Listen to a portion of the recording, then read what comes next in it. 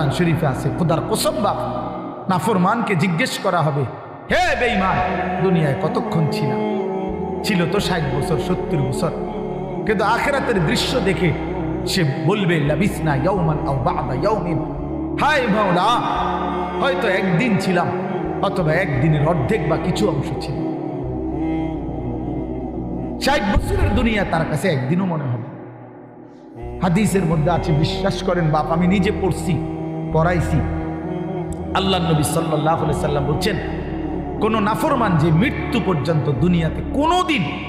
1 মিনিটের জন্য দুঃখ দেখে নাই, সুখের সাগরে ছিল, কোনোদিন দুঃখ পায় নাই, এমন অথচ নাফরমান পাপী, আল্লাহ তাআলা ফেরেশতাকে বলবে, আমার এই নাফরমান বান্দাকে জাহান্নামের বাহিরটা একটু হাঁটাইয়া আনো, আর জাহান্নামের একটা দরজার সামনে একটু দাঁড় করাইও, 1 মিনিট কদ্দুর খাড় করাইবা, ভিতরে না, দরজার সামনের থেকে নিয়ে আসবা। ওই ফেরেশতা তাকে জাহান্নামের বাহিরটা ঘুরাইয়া জাহান্নামের দরজার কাছে যখন এনে দাঁড় করাবে, জাহান্নামের একটা গরম বাতাস 1 মিনিটের জন্য, 10টা সেকেন্ডের জন্য জাহান্নামের একটা গরম বাতাস ছাপ করে তার বুকটার মধ্যে লাগবে। এরপরে ফেরেশতা তারে নিয়ে আসবে, আনার পরে হাসরের মাঠে, প্রিয় বাপ, প্রিয় সন্তান আমার, ছেলেরা আমার, আল্লাহর কসম নবীজি বলছে, আল্লাহ পাক তখন ওই সুখে ভরা নাফরমান ব্যক্তিটাকে জিজ্ঞেস করবে, আমার বান্দা,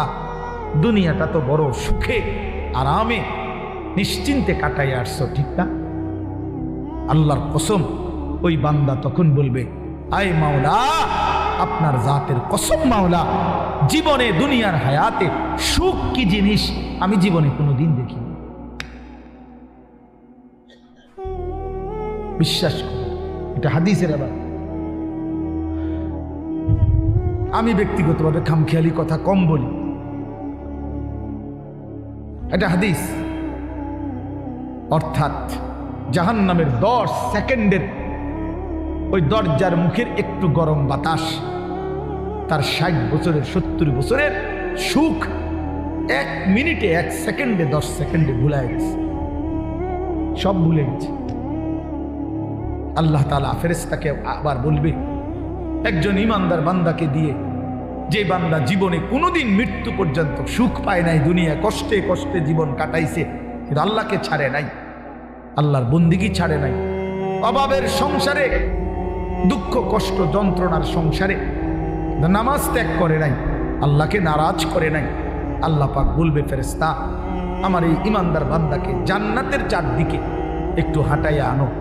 আর লাস্টে একটু দরজার মুখে